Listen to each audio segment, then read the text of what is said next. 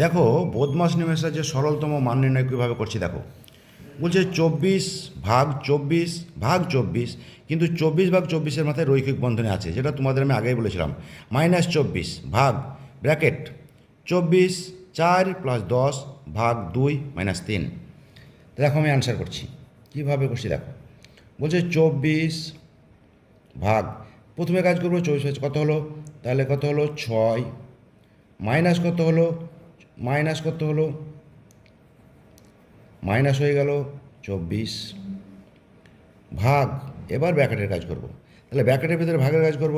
দেখো 4 + 5 - 3 সমান হয়ে গেল 24 ভাগ 6 -24 ভাগ 5 আর 4 কত 9, 9 থেকে 3 বাদলে কত হয় 6।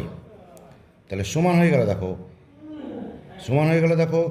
4 মাইনাস এই দুটো ভাগ করো 4।